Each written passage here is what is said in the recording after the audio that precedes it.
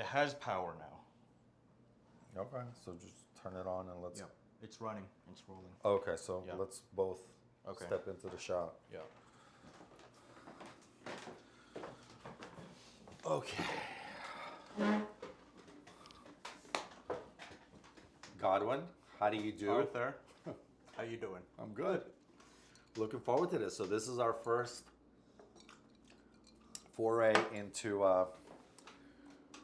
this idea that, I mean, am I getting the full credit for Yeah, starting this? I think you could take credit for this podcast, or as I would like to think of it, more like a series of conversations. Yeah. Yeah. Okay.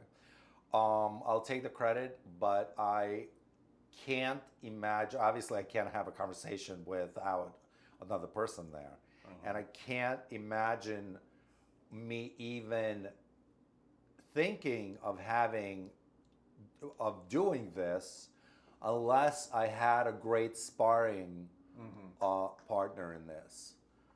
I think you and I, as much as we have in common, we also diverge in various areas, which is what makes, which is why I'm interested in being a friend, is because the commonalities, but also the differences, Right. make it more interesting for me. I mean, can you imagine if you were just a copy of me, or I was a Right. copy of you? Yeah. It's just like looking in a mirror. There would be Yeah. nothing to talk about. Yeah, we have enough. We have enough in common that we're able to understand. We're on the same wavelength, but we might come to different conclusions about different things. Yeah. Yeah. Same wavelength. Well, should we introduce ourselves? We should, right? Yeah. Why don't you go first? So, my name is Arthur, as you well know. We're not gonna do the last names yet. Maybe down the road. I have a tailoring shop in Brooklyn. I'm also not dabble. I've been painting for a long time. This is not one of my paintings. This is a buddy of mine. And that, it's, I guess that's what defines me, is that I'm a tailor.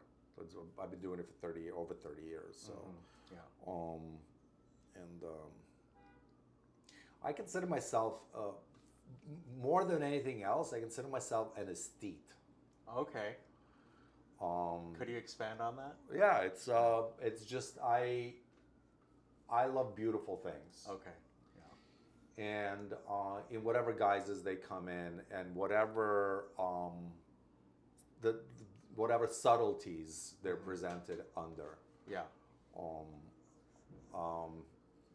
As a matter of fact, probably the more subtle, the more I like it, because the obvious is the obvious. Do you find the obvious crude? Is it? The obvious doesn't have the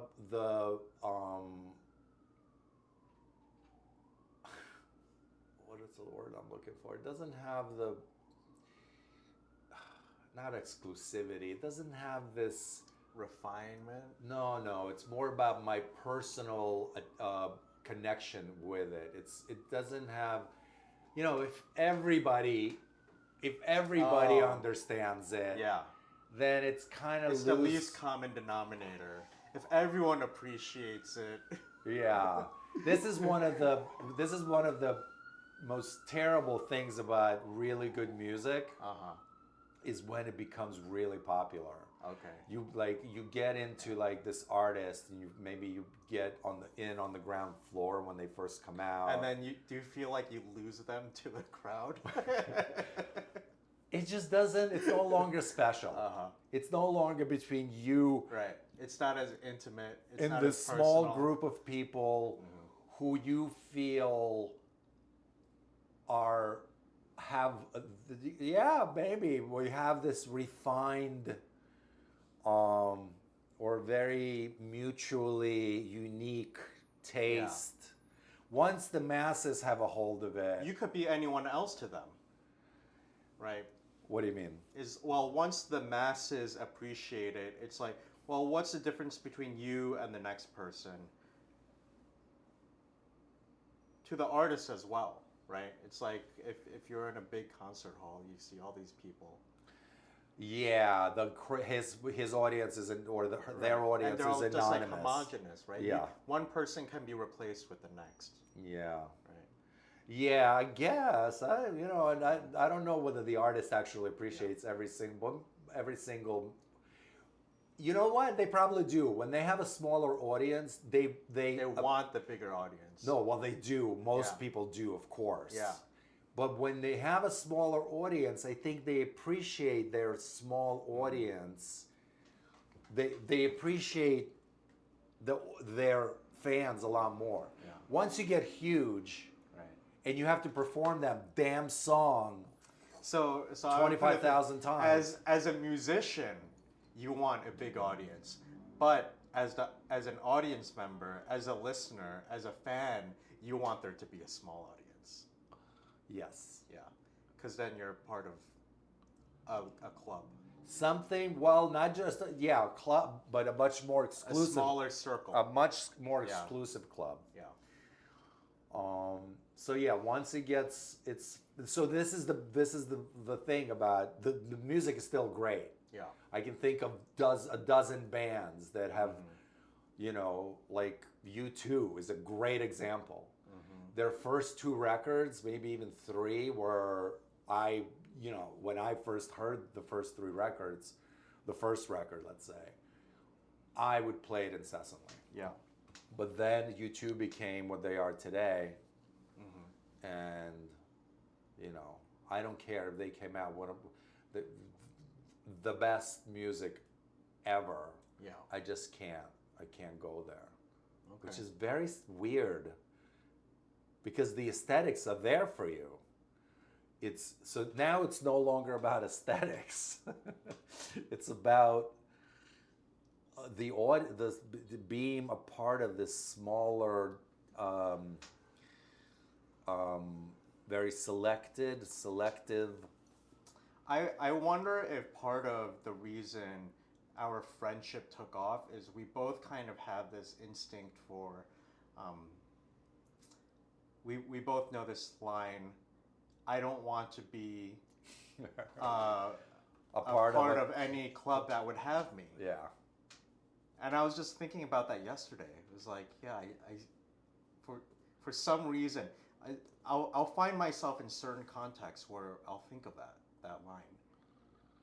I never think of it. I never, you know what? I never really give a lot of thought to what we're going to be talking about.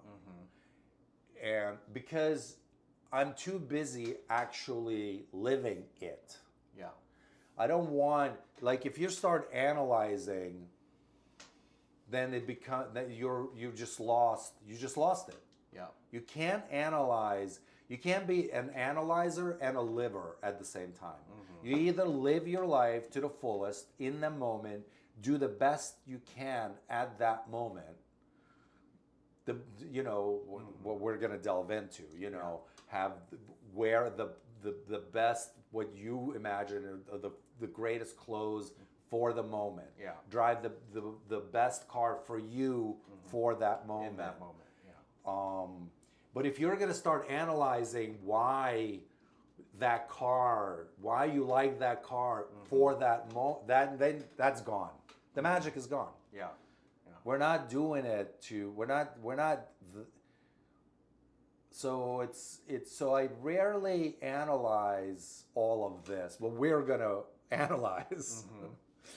But I do, when I find the right person to analyze it with, and this comes back to why you and I are doing this, is because when you have a great reciprocal between two people, where it's not a bubble, you're not like a what do you call those? Well, we burst each other's bubbles sometimes. There's that. Yeah. And I love that. Yeah. So I think that's good too. Yeah. You Yeah. don't want like this Echo chamber. the echo chamber is what I Right. was thinking Yeah. about. Yeah. You want people to push your limits and expand your horizons. Yeah. And yeah, you and I do that for each other, and that's why I think we're doing this Yeah. conversation, because I think if people are going to watch this, I think they'll, I don't know what each person is going to get something else out of it. Right. Get something different. And we're not really, you know, Yeah. we're not doing this for other people. We're really this is just you and I Yeah. having a conversation. Yeah. We're doing this for ourselves. Yeah. We have interesting conversations, and perhaps there's an audience out there that would appreciate these conversations. Yeah. Or maybe even eventually be a part of it. Oh, absolutely. Guests. Yeah. Yeah, we should definitely we can definitely invite people if we're gonna let's say we're gonna do an episode strictly on clothing. Yeah. You know, we can get some people. I have a couple of people in mind immediately. Yeah, that would be really cool. Whether they're tailors or whether they're like real clothes horses. Yeah. I have one person in mind who's like, Okay. he's out of control. Yeah. I like clothes, but I'll be out of depth really quick. Yeah, and Yeah. I also don't, we can go back, this harks back to that we are not quite dilettantes, but we do like we like to hover on the higher levels of aesthetics. Yeah. I would put it in terms of thoughtful. That's the word that actually comes to mind the most. Is I myself am not so interested in what level it is in terms of high society or low society. But it's just considered thoughtful. Yeah. But we have been at it for a while. Yeah. And so our thoughtful is on a much more developed level. Yes. Yeah. And I think it's kind of on the same level for you and I. Maybe this is why we can gab back and forth. Right. Yeah. I don't have to explain, the birth of the double-breasted suit or, that's water under the bridge for us already. We've gone there. We understand. We're on the same wavelength already. Yeah, we're on the same developmental curve. Yeah. Yeah. Yeah. We've been at it for a while. Yeah.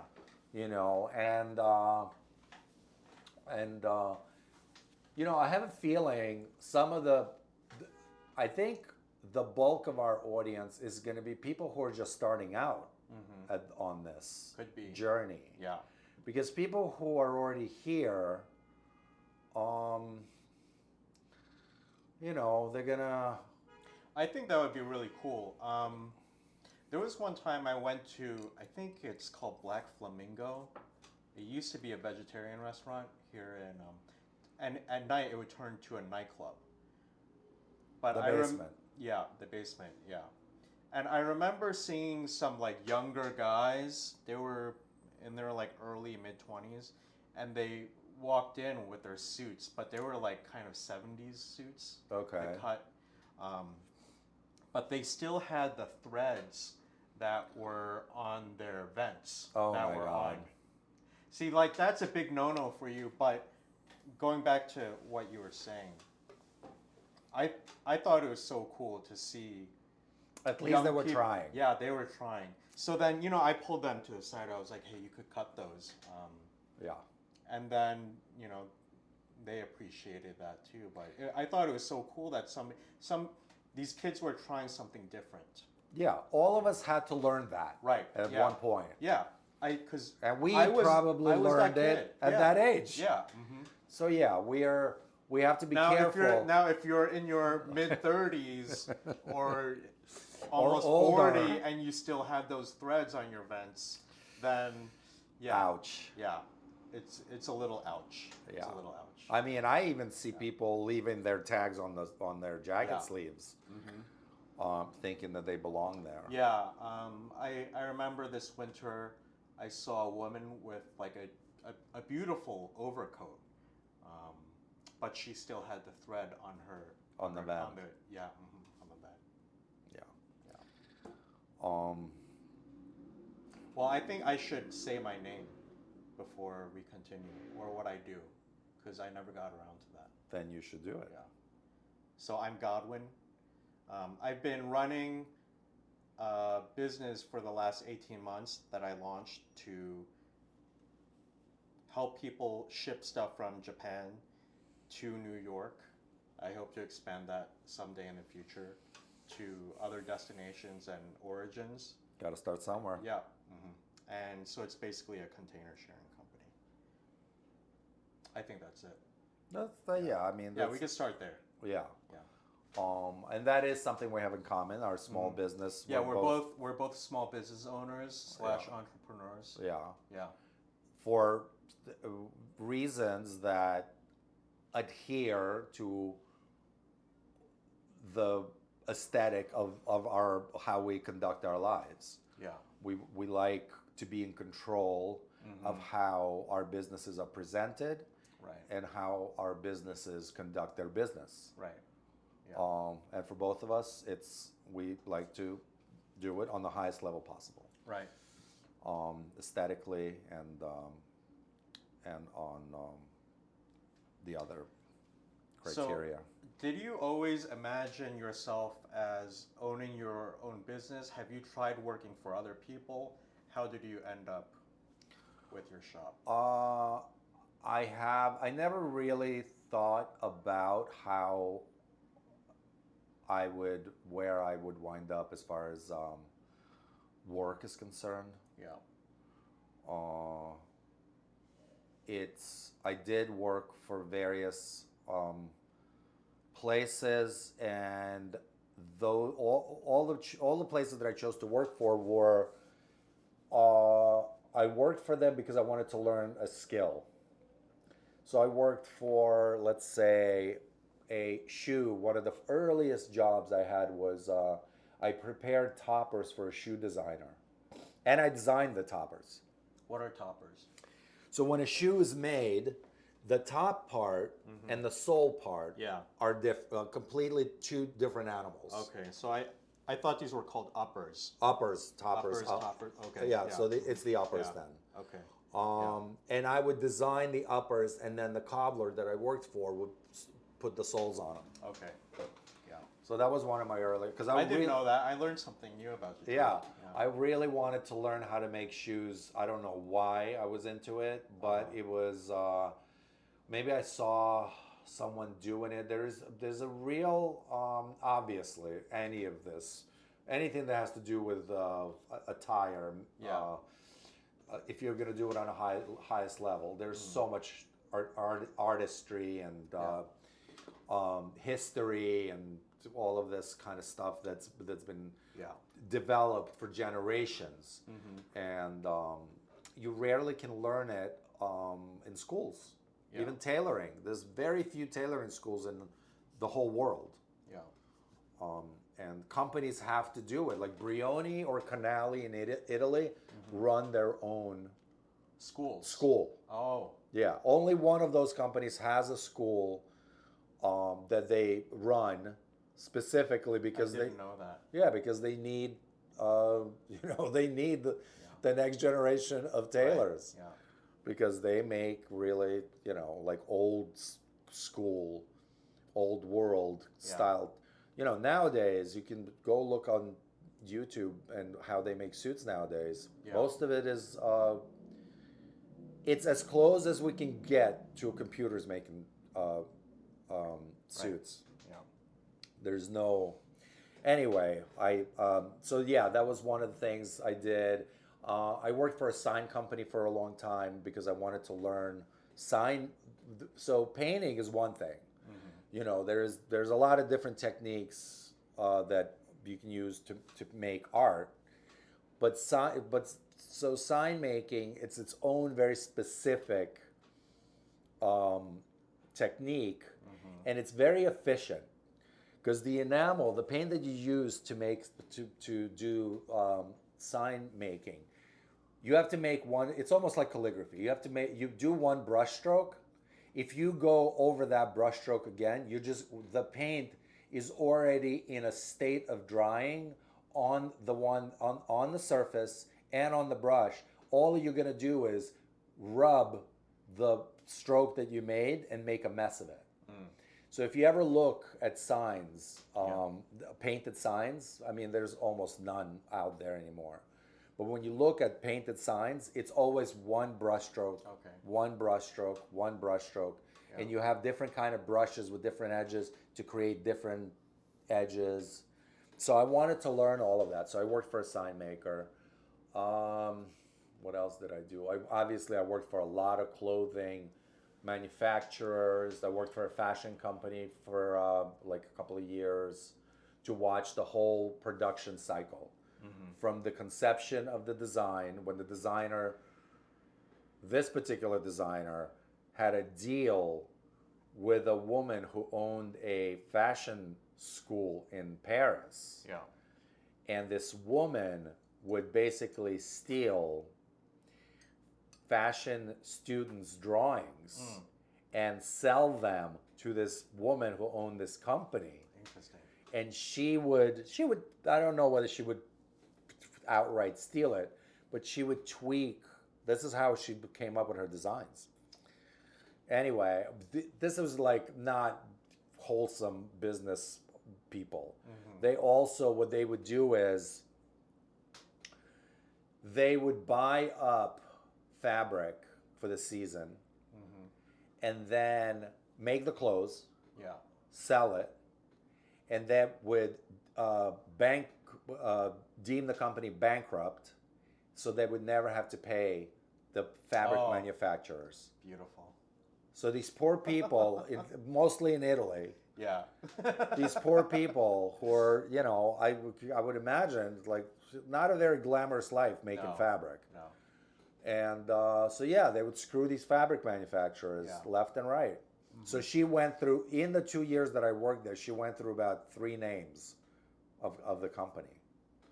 And they would do this over. This was a business model for them. So everything from the fabric to the design, they lifted from other people. Yes, despicable people. Terrible, terrible people. Wow. I know her name, but I'm not going to mention it.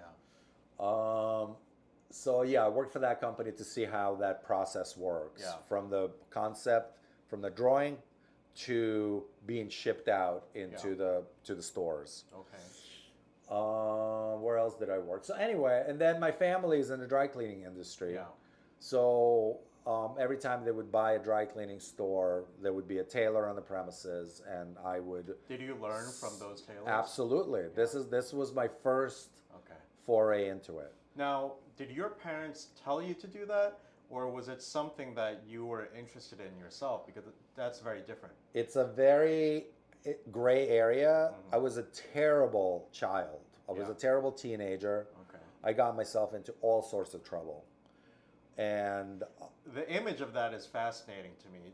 To see you, like, well, not see you, but imagine you going out on these benders or whatever, disappearing for days at a time. But then when you're in the dry cleaning store, that all of a sudden you're watching how the tailor is doing their work. I was always an artistic child. I understood early on that it takes dedication and time spent honing a skill if you wanted to be any good at it. So I knew if I wanted to be any good at sewing, I had to sit there and listen to the man drone on about what an awesome tailor he was. He worked in the garment district. This is one particular tailor that I'm thinking about. And he would go on how great he was. This was an Italian guy. With an ego. You would have to listen to him. And then with the minute you didn't understand something, you would ask him, he would explain it to you, and then you Okay. can keep going. Yeah. This brings me up to, this is a point that I would like to, because if young people are going to be watching this is a Yeah. great point to make.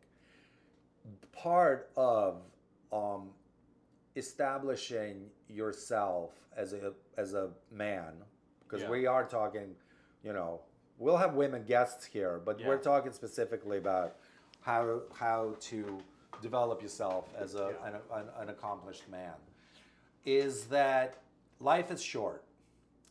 If you're not a quick learner, you're going to spend your time mumbling and fumbling for a long time.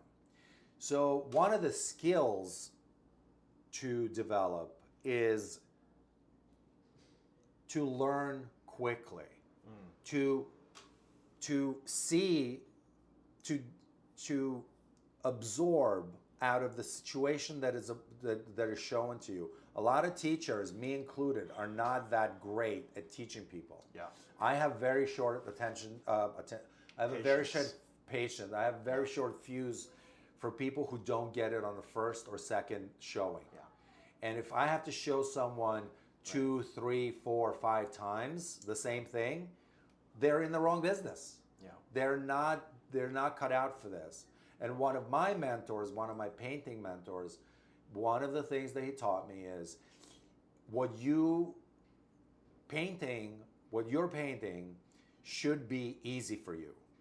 You shouldn't struggle at what you're doing. Right.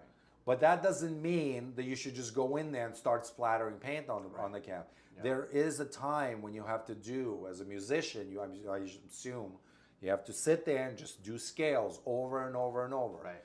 It's the same thing with painting. The way I studied painting is I copied old masters. Yeah. And I just painted. There was, I picked my favorite 3 painters at the moment, and I just copied as many paintings of theirs as I could for as long as I could take it. So I guess you're saying it's like there is a curve. It is like climbing a mountain when you're learning the technical aspects of something. But you should feel like, okay, it is within, it is a mountain that you want to climb, you're interested in climbing, that on some level you're enjoying. It should be almost natural. Yeah. It should, because it's kind of, what you're looking for is your calling in life. The way I've heard it described about singing is it's about singing in your range. If you're always singing an octave above your natural range, you're always going to be straining yourself. Yeah. So it's about finding your wheelhouse. Yeah. Yeah. Yeah, and we all have something that we were put on this earth to be really good at. Yeah. So, Everyone? Yes.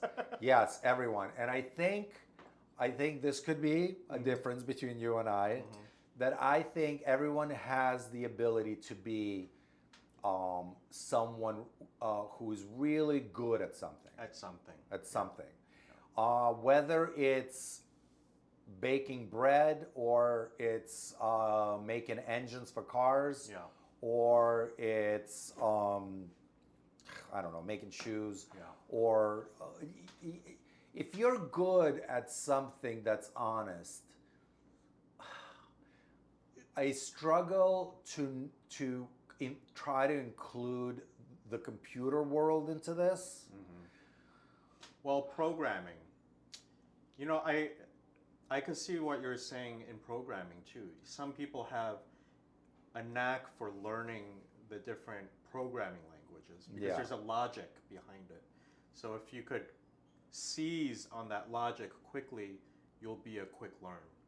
But what I'm saying about whether I lend all of this to computers is that I don't know whether working on a computer qualifies as a natural calling for a person who wants to live a life that feels fulfilled. Yeah. And yes, computer programming, and I have a couple of friends who are computer programmers who are really good at it. Yeah. It is a very learned and worthwhile skill. Yeah. I have to admit it. Yeah. But then you get people using it to like play make video games. To me, it's like the greatest waste of time in the world. There are some beautiful video games out there. I will never know this, Godwin. Never will I Yeah. know this. Yeah. So to get back to, yes, I think everyone has something they Okay. were born to be good at, Yeah. and it takes time to develop it. It takes really good parents to help you in the Cultivate it. to help you when you are a child who doesn't understand Yeah. that this is what we're put on the planet to do. Right. And I didn't have it. Yeah. Because we, You nowadays, mean in terms of the parenting? I didn't have, my parents were loving, Yeah. but they didn't understand that there are lots of different, they were like, my parents are classic parents. They wanted their two kids to either be lawyers, doctors, or some other. So classic immigrant parents. Uh, well, I think even if you're not an immigrant, your parents are going to want you to be a doctor or a lawyer. It's like the classic default Okay. of if you have that job, then you're going to be Yeah. taken care of, and Right. your parents are not going to have to like look after you. Yeah. So yeah, my parents never encouraged an artistic, and oddly enough, both of my brother and I are artistic souls. Right. And my parents, literally to this day, I don't think ever stepped foot in a museum. Really? Yeah. Do you think either of them were artistic? No. No. Not in the classical, self-aware Yeah. kind of. Well, I mean, like naturally. Sometimes people are drawn to. Sometimes you can see some people have a sensitivity to beauty. Yeah, my dad definitely doesn't. Forgive me, Father. My mother is I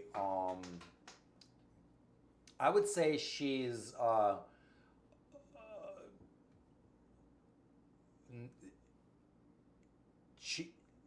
she has an eye, and she's sensitive Okay. to beauty. Yeah.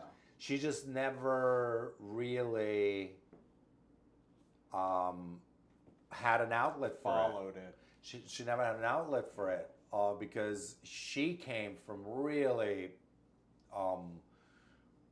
poor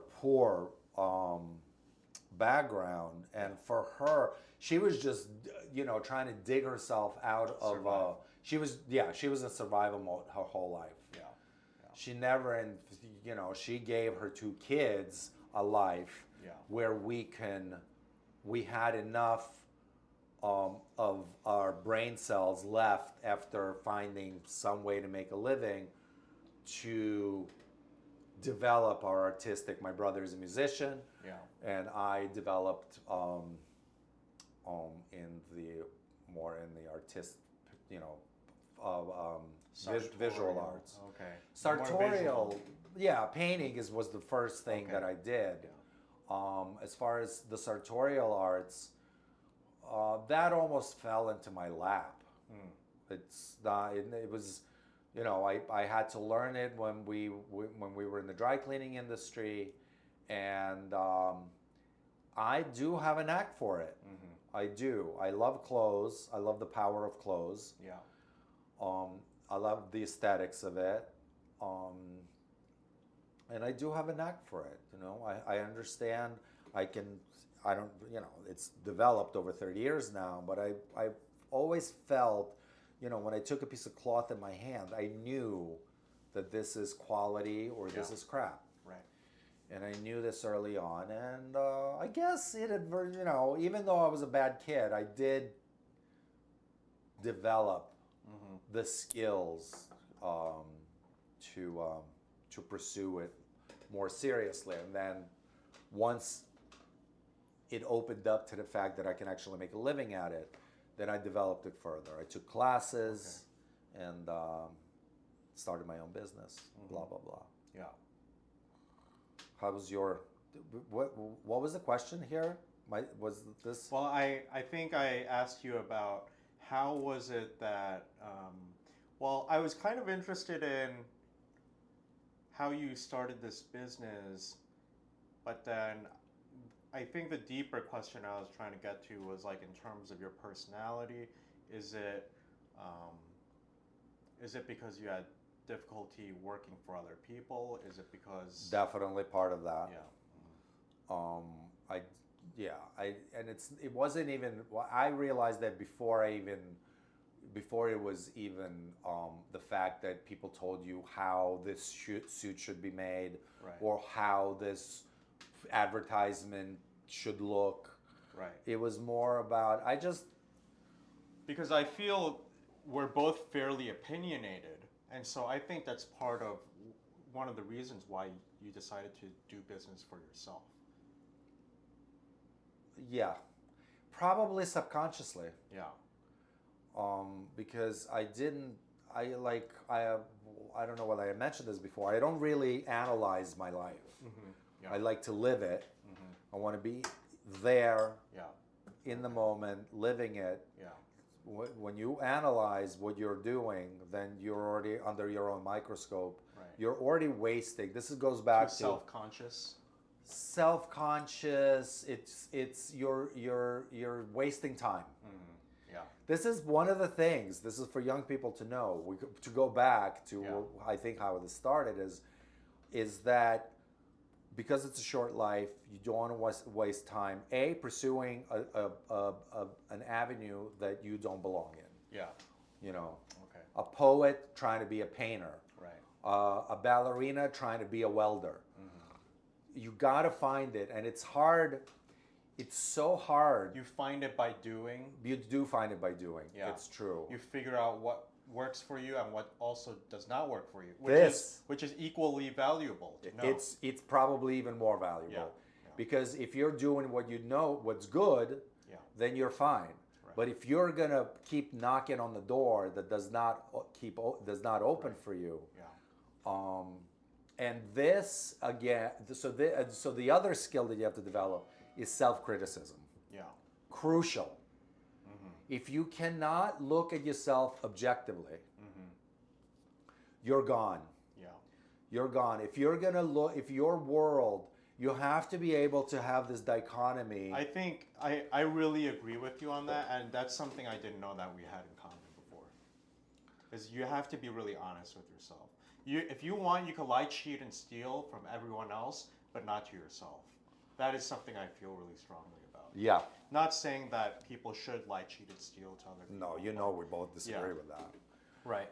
But I think, being honest with yourself is of paramount importance. It's probably the most, paramount. The most important thing. There's probably nothing, there's almost nothing more important. I can't think of any, if you cannot take criticism from various places, whether they're founded or unfounded, you always have to find the silver lining in everything that people tell you about your whatever your endeavors are. Right. Yeah. Because which I had a recent experience of. But to your point, I feel so strongly about this because that's actually the point of growth. Because if you're not able to see that truth about yourself, you're never moving. Yeah, you could never leave square one. You're never moving anywhere. I feel so strongly about this too because I've worked with other people who were unable to, let's say, take criticism. And I remember trying to tell them in the gentlest way possible. It was actually, the situation was they were responsible for making this slideshow at the end of this event. And they never completed that slideshow. And it was supposed to be shown to everyone.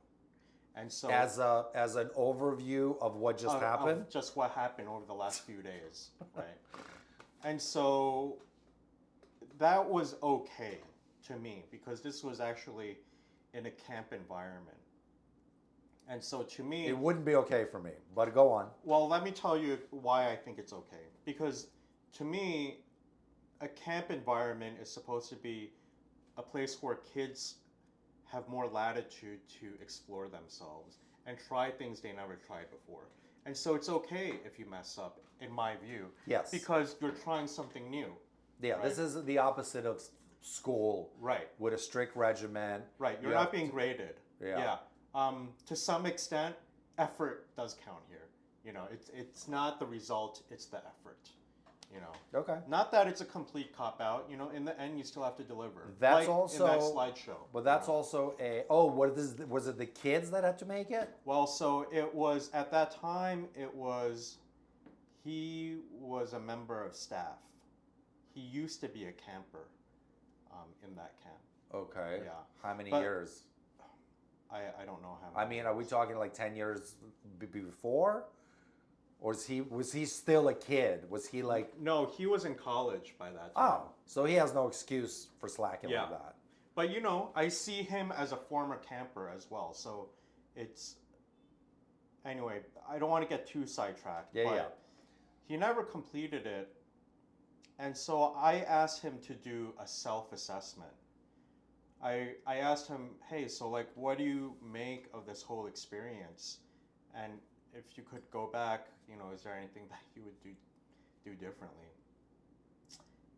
And his response, you know, really floored me at that time because I never encountered this. His response was, I wouldn't do anything different. Wow. I think I did things perfectly. Really? The Yeah. fact that he didn't Given the deliver? circumstances, like, so I tried reframing it. I asked him, could you imagine anyone else taking on this job and having a different outcome? Wow, you you're know. such a softie. Well, I you would know have what, just asked them, what happened? maybe that's what he needed. Maybe he needed your. I do have a softer touch, but I think this is where our personalities are different too. I'd rather a person be able to arrive at that conclusion by themselves, because then they could own it. Because that's what I was actually. That trying is to do. valuable. That is valuable. That's what I wanted him to do, because I was taught by somebody. How did she phrase it? She said, give people the opportunity to own their mistakes before you tell them, right? So that's what I really wanted. I wasn't there to shove his face in his failure. It was, as somebody running this camp, what I really wanted was just for him to get something out of this, Yeah. and to learn something from it. But anyway, to go back to why did I bring this whole story up, was being honest with yourself is the root of growth. You know, if you're not able to be honest with yourself, it eliminates any possibility of growth. Yeah, I'm still stuck on our approaches. Yeah. And I have to admit, your approach is a lot nobler. And it's true, because what you just mentioned is the fact that it's so much better when a person makes the mistake and they can own it and move on from there, hopefully to a better place. Yeah. Well, they'll never make that mistake. Because everything about me, you know how convicted I am about Yeah. almost everything that I believe in. Yeah. And it's only because I have arrived at it by making mistakes. I didn't have a lot of mentors when I was growing up. Everything was learned. Tailoring, I learned it all by myself. I took apart old clothes, put them back together, tried to understand how it was constructed. Painting, also self-taught. I did study drawing because it is the foundation But so yeah, it's Yeah. a great point that if you let people make the mistake, own it, and learn from it, it is a lot better than rubbing their face in their mistake. I think it's a lot easier too. I mean, because there's also there's pride involved sometimes. Sometimes it's like the experience of being told to do the dishes when you were about to do them anyway, Yeah. and now you don't want to do them Yes. out of Yeah, defiance. yeah. We've all been there. Yeah, yeah. So where were we? Did you finish your introduction to the public? Yeah, We moved on from that Well, already. yeah, we moved on from it. What were we were talking about? The things the imperative things for development, Yeah, which is For growth. self-criticism. Yeah. Mm-hmm. What else can we think about? Self-criticism is key. Finding how does one find um, their Oh yeah. Their um, calling, their their wheelhouse. calling. Yeah, their calling. Right. Yeah.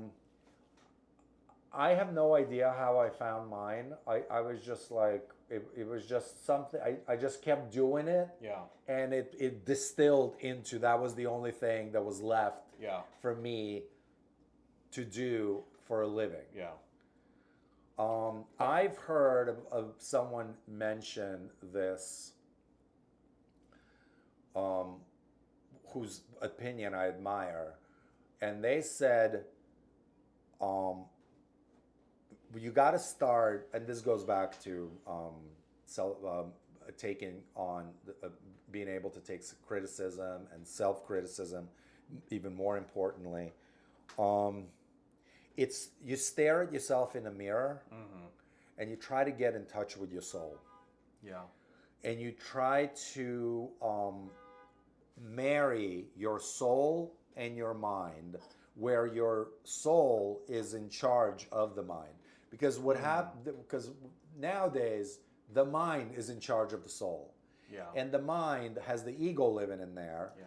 And the ego is there to just sabotage you. Yeah. Because the ego is this little monster that just wants to be the most important thing in the whole world. Yeah.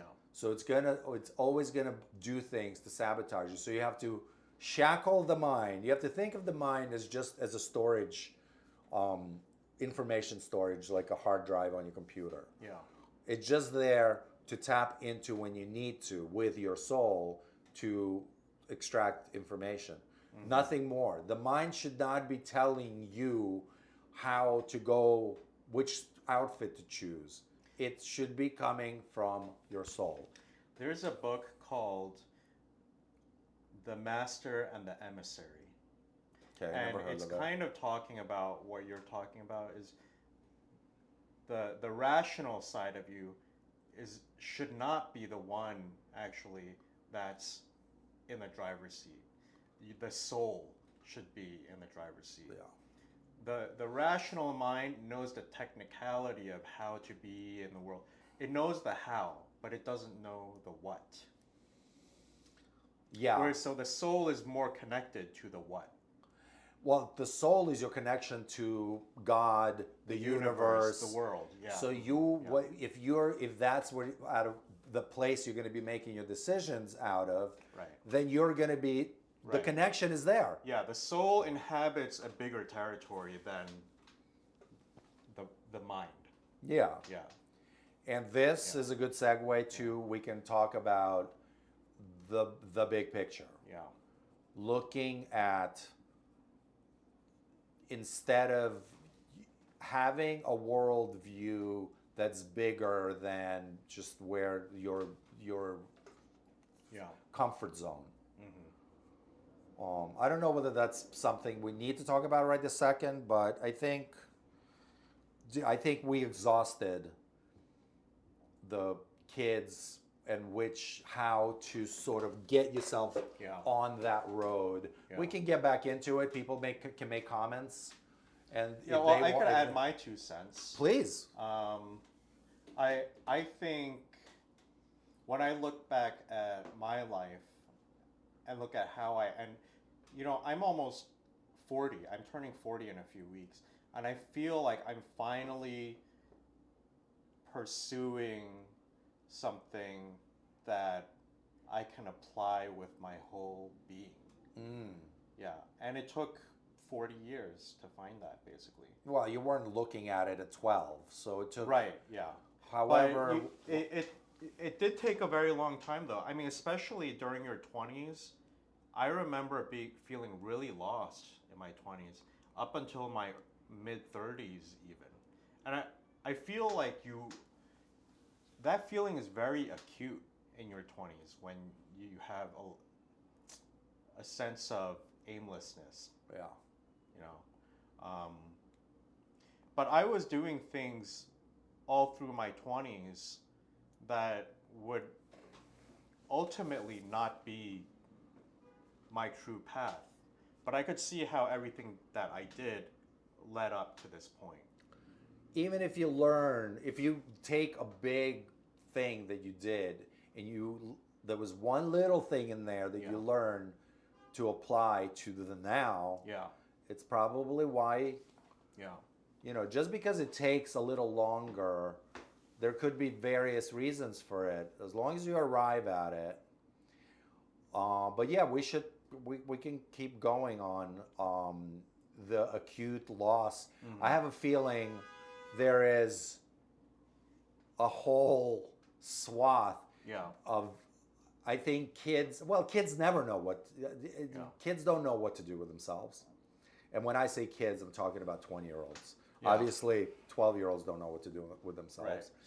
Although they probably do think that they know. Well, they might be, I mean, going back to the earlier part of our conversation, they might still be more in touch with their soul. This is true. There is the early development of the child when the mind has not taken over yet. Yeah.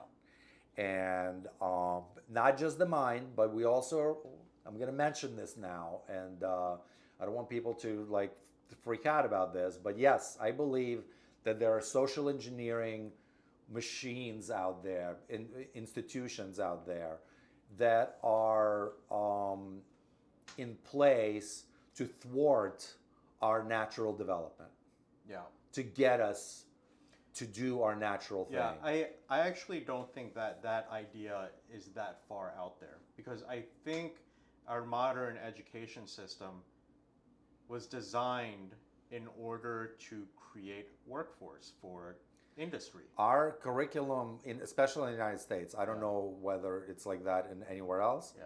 It's designed by corporations. Yeah.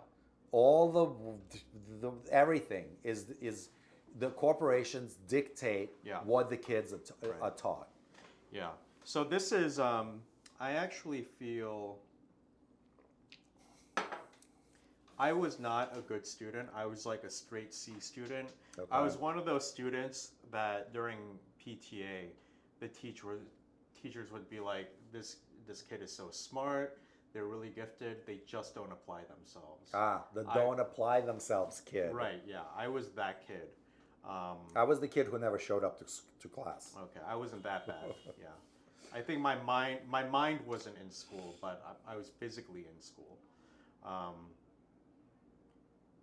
This might be another place where we differ, but I see the necessity of an education system that stabilizes society, and that there are some kids who just will not be served by that education system. I completely agree that children need discipline. Mm-hmm. The way it's done Yeah. is completely wrong nowadays. Yeah. So we definitely agree on the fact that children need discipline, obviously, because they're just a mumbling, they're all over the place. But a society is not going to. All right, here we go. Maybe we're touching on some interesting ideas. But a society is not going to train the people that are going to criticize those institutions that already exist. a society is going to look for self-preservation, Well, right? They want to keep it going. They just want to keep it going. a society that has where all the machines that do the teaching are designed by that society. Right, right. Of course, it's not going to. They need. It's not going to this shoot cog. itself in the foot. Right, exactly. So in that way, I kind of don't even. I'm at a point now where I don't blame the education system for not being able to accommodate me, not being able to bring out my full potential. In the end, it was up to me to bring out my own full potential. Well, unfortunately, yes, our current system leaves children, if not completely confused, at least helpless. And yes, you have to fend for yourself. Yeah. And the people who make it out of that system with their capacities intact are, it's like a miracle that there are kids. And that's what I meant about the fact that what's out there today, the confusion amongst young people that's out there today is worse than it's ever been, because this system has been at work and working diligently to confuse and to thwart for so long that they're really good at it now. They're like to the point where they're basically brainwashing. You said something earlier, which is you have to learn to fend for yourself. I think that's somewhere where we really agree on too, and so that's the antidote to the situation we find ourselves in, right? I used to love biking. I used to be, when I was growing up, I would have, there would be a bike, I would be on a bike everywhere I went. Yeah. There would be a bike. Right. And the reason I liked it is it was because it was self-propelled transportation. And yeah, I think in life it's very valuable to know everything that you need to fend for yourself, for lack of a better word. Yeah. We're talking about how to grow food. We're talking about how to clothe yourself, how to heal yourself. The body fit. Like some people, they bleed. They probably don't even understand what's happening. Yeah. They just know that you got to put a Band-Aid on it, and that's it. They don't realize that, like, it should stop by itself, actually, if it's not a terrible cut. Right. So this whole fend for yourself, it's definitely something that one should have in the back of their mind as they're growing up, and all of those skills that they're going to learn will contribute to a greater whole human. Yeah. When you become older, you'll know how to, because healing is part of it is what you're eating. This way you're not going to wind up eating the garbage that is, again, those social engineers are feeding the world. So yeah, self-sufficiency is definitely at the top of the list for me as far as like an individual. I'm in the middle of, restoring a house, which I hope eventually will be a off-the-grid, self-sufficient oasis where I literally never have to leave it. Yeah. I'll have chickens, I'll have a goat or a sheep for milk. Yeah. I'll have a greenhouse for vegetables, and hopefully I'll figure out how to extract energy from the ether. And I'll live happily ever after. Yeah. Okay. What else do we have? Did we talk about the title of this series? Or is that still a work in progress? I feel like we're close. I think we're good with that. Yeah. Yeah, we can leave it unless we down the road we decide Okay. that we want to change it. Yeah. So what is the name? The Vitruvian Man. Yeah. Or the Vitruvian Gentleman. what you Oh, said no, before, it right? is. It's borrowed from the Vitruvian Man. Right. But yeah. our little twist is the Yeah. fact that it's a gentleman. Yeah. So that expands it Yeah. into more spheres than just perfect proportion, the human perfect, Right. the perfect proportion. Yeah. It expands it into the perfect. Yeah. So we had Other spheres. we covered a lot of topics in this first episode, I guess. Yeah. But I guess the Vitruvian Man, the Vitruvian Gentleman, kind of ties that up. That I've always loved that image. I liked it back in my 20s too, actually, because of it's that image, of Leonardo that Leonardo da Vinci drew, but it has a circle around it, and so A circle and a square. a circle and a square, yeah, and so I've always when I And a saw triangle- that. and a triangle, I think. Maybe a triangle. It I might think even I think have- it's just circle and square. It might even have the double triangle, the male and the And it female. inverted. Yeah, the male and the female, We could look again. the circle and the. Well, maybe that's what we should put a picture of up here. No, that's a good idea. Yeah. Oh no, we need the gentleman though. So we just put a top hat on it. a top hat and some farmer overalls. Yeah. Oh, okay. Yeah. Because it's we want it's not just a gentleman who goes to the opera; it's also a gentleman who farmer Who farms and works hunts. the land. Yeah. Yeah, Yeah. knows how to get his own food Yeah. off the land. Yeah. I feel like that's what the circle around the man symbolizes is a well-roundedness. Could be. I never really looked into. No, I mean I'm definitely projecting onto that. I don't Yeah. think Da Vinci was thinking that at the time, but that's how I think of it. I feel when he did it, he thought of everything. You think? I think it was just a study of anatomy for him.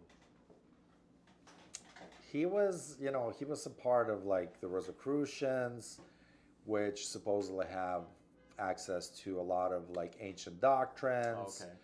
Okay. Yeah. Potentially pre-Diluvian documents that explain how some of these gorgeous old buildings were built.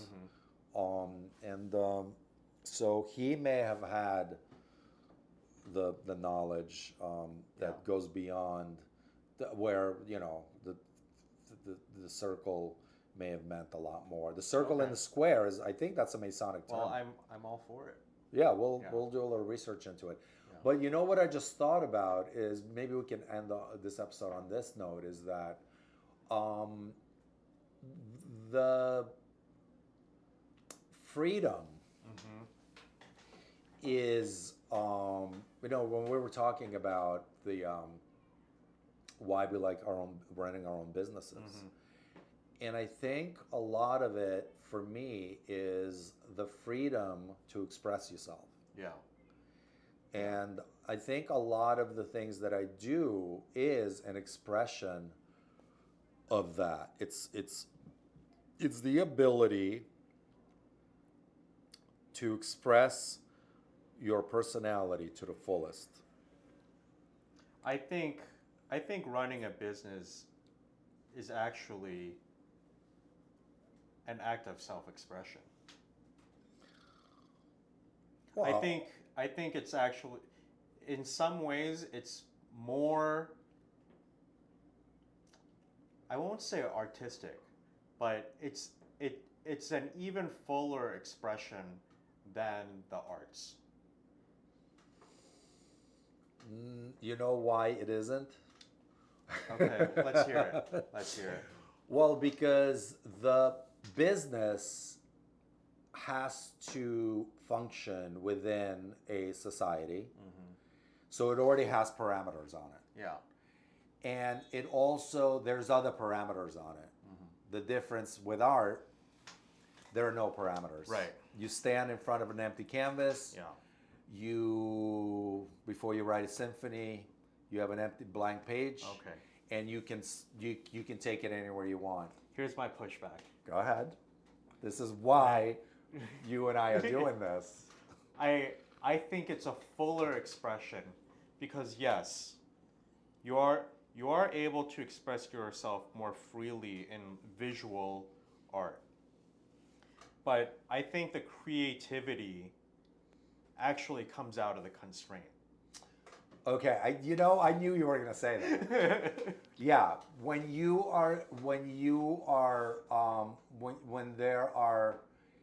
if you have to wring out meaning out of a much smaller set of circumstances, you could say there is more.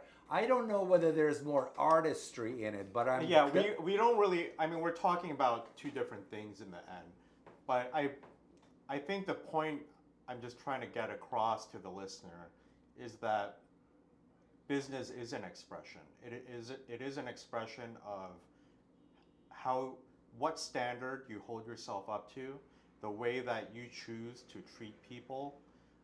All of that is an expression of what you believe your place in this universe to be, right? And it's a real-time feedback. It's not something that exists without constraints. In that way, I do feel that it is a medium. Business is a medium of expression. All right, I definitely never thought of it that way.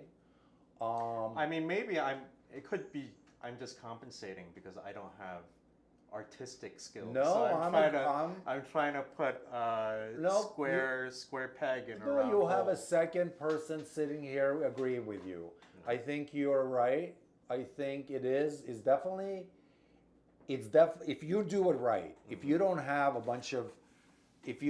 a lot of people don't see it like that. Yeah, they don't see it as a means of self-expression. They see it as a means of extraction. Yeah. Yeah, and then in that way, that expresses your view of the world. Exactly. That the world is a place where it's zero sum. Either I extract or I am extracted from. Yeah. So that is yeah. So if you want to look at any business with that view, you can probably realize that a lot of these corporations are pure evil. The banality of evil. I think it's easy for evil to happen when lots of people get together. Well, there's lots of finger pointing, so you don't. Right. You don't. There's you're diffusion not of responsibility. Yeah. And this is probably another reason that we like about our own businesses. Yeah. We like the responsibility. Yeah. We like the fact that if it fails, it's something that we didn't do something. Maybe it's not our fault, but there is something satisfying, even if you've done something to your utmost ability and it fails. The fact that you have given it your biggest shot, it's still satisfying. And I think this is part of the drama of life too, right? Is that we need to make a business that we are proud of within the constraints of, hey, it needs to be able to pay our employees. It needs to be able to make a decent profit. It's a microcosm of how it is that we have to deal with life, right? Yeah.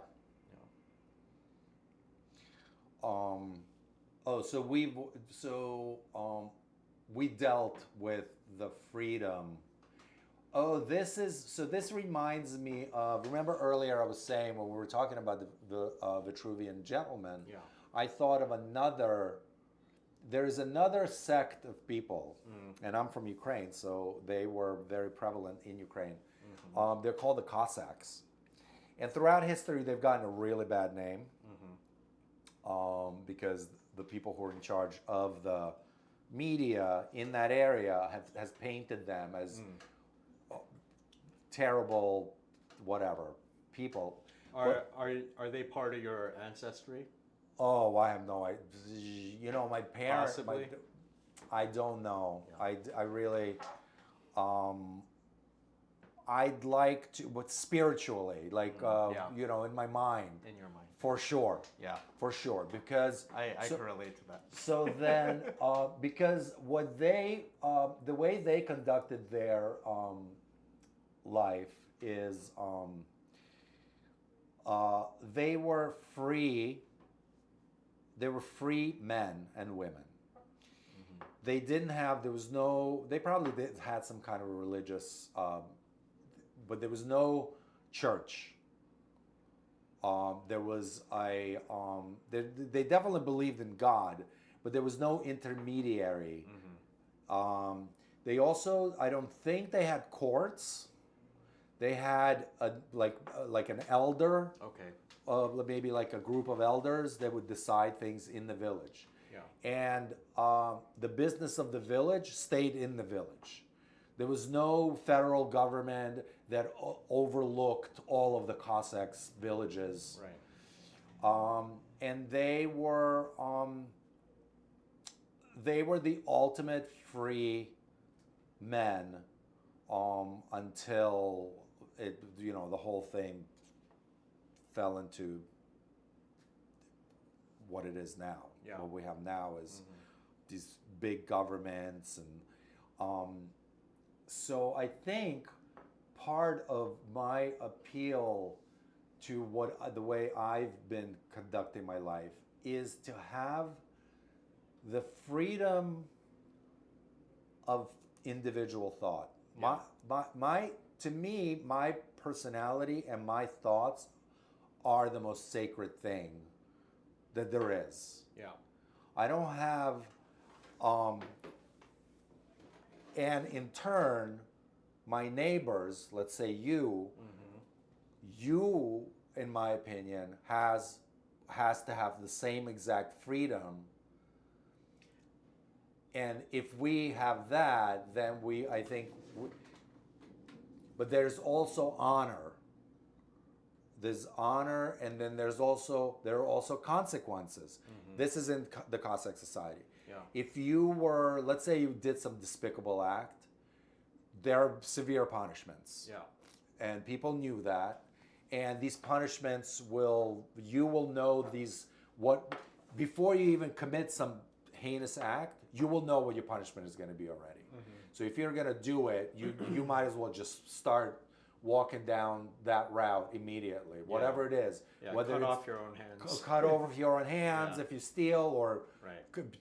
God forbid, if you rape someone, they would probably castrate you and then do something even worse after that. But it's an honor, and I think, you know, people like try to, and I know we're delving into like this is a left field, we may edit this out, but at the end of the day, I don't think other men cannot dictate to other men how to behave. If it doesn't come from within, if you're not going to self-regulate and self-criticize and self-moralize, no government in the world is ever going to create a society that magically is gonna, I mean, yes, we have a system here that'll punish you and you'll go to jail, and we have insurances, and you know, if you crash into somebody else's car, you'll have to pay a lot of money, and that's what prevents people from behaving badly. But I think what the world that I would like to aspire to live in is where the individual self-regulates. Yeah. And the individual, that means the parents have to bring up a child Right. that understands this. Right. So the child has to understand this.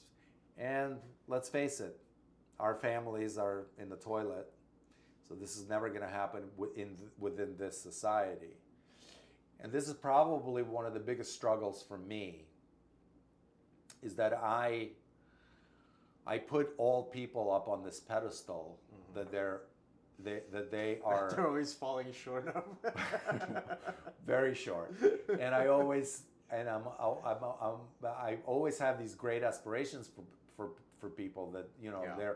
they're able to do great things with their lives, you know, Yet they choose not Yet to. they choose to throw garbage out of, you know, their McDonald's bags out Right. of their moving vehicle Yeah. on the highway Right. while looking at all these McDonald's bags on the side of the highway.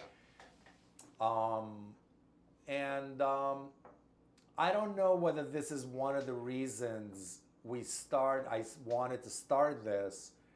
I don't want this to become a venting, cathartic vehicle for both of us. Yeah, we'll have to be careful about Yeah, but because we both are frustrated with these things. Yeah. And we've seen them happen, and I think they're escalating. It's definitely getting worse. I think it's getting worse. Yeah. And but at the end of the day, I still have very high hopes for humanity. Yeah.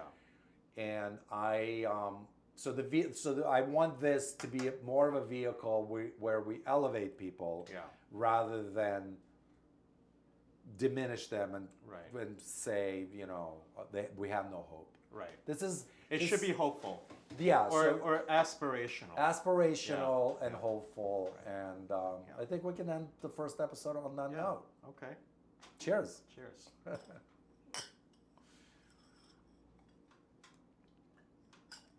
That was pretty good. And no alcohol for lubrication. There's no, Yeah. we never need alcohol. Come on. I knew it was going to be great. I knew it was going to be great because it's something indescribable between you and I. Yeah.